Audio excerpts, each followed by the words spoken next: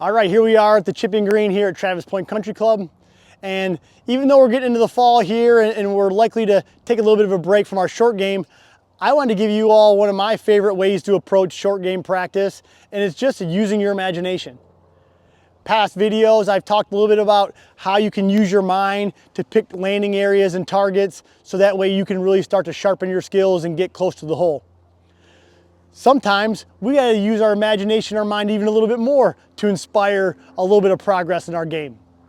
I'm standing next to my golf bag here, not because I'm looking at grabbing some clubs out of it, but because I'm gonna use this as an obstacle to play around.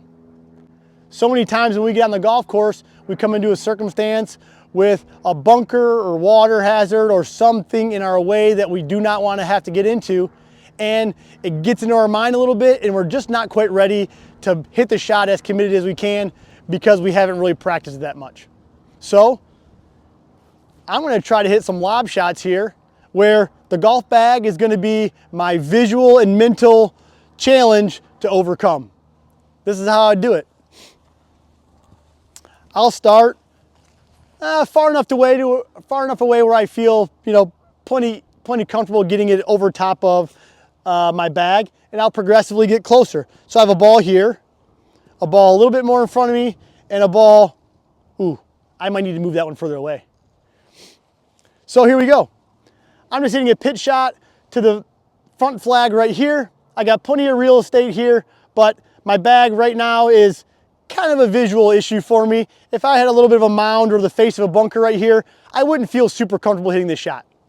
So as I'm taking my practice swings, I'm getting a feel and visualizing the trajectory I would need to get it over top of this bag. This is going to require kind of a mid-height shot, so I'm going to play the ball just a little bit behind center with the face fractionally open like I would on most standard pitch shots.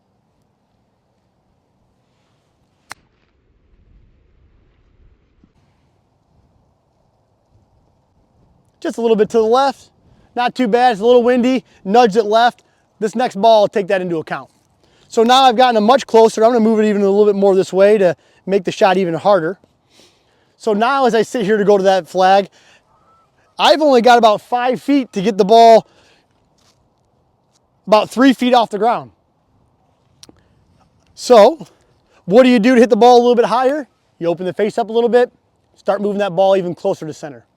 So now I'm taking my practice strokes here, face is getting a little open, and when the face gets more open, the swing gets a little bit bigger, because ultimately when the face is more open, it doesn't transfer energy quite as easily, so we need a little bit bigger swing.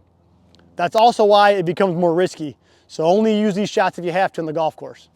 But now my golf bag is staring right at me here, and the last thing I want to do is put it into the face of that imaginary bunker.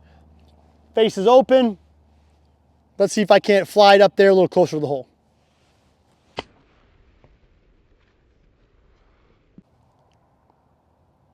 I'm getting better every time.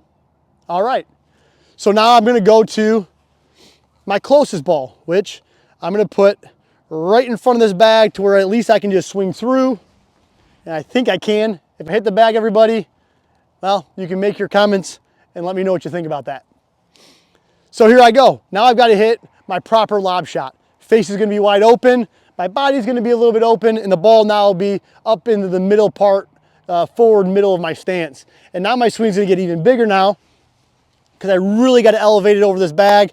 I don't even have the length of my club really between me and this bag, and I got to fly this thing now almost the entirety to the hole. Let's see if I can do that. Face open, stance open. This bag really feels like it's about to touch me in the chin here. Let's see if I can't get it up and over that and up to the hole.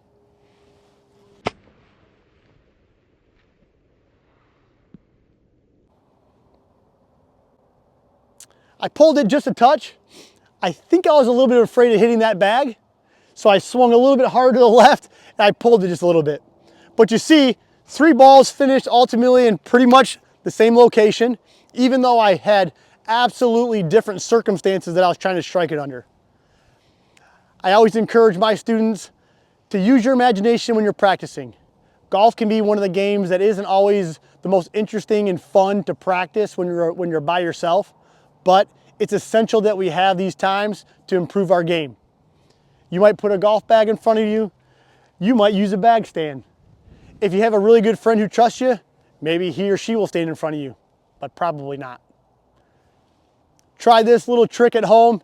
Use your imagination. Let me know how it works for you. And if you haven't yet already, go ahead and click on that subscribe button. And as always, we'll see you next week. Thanks, everybody.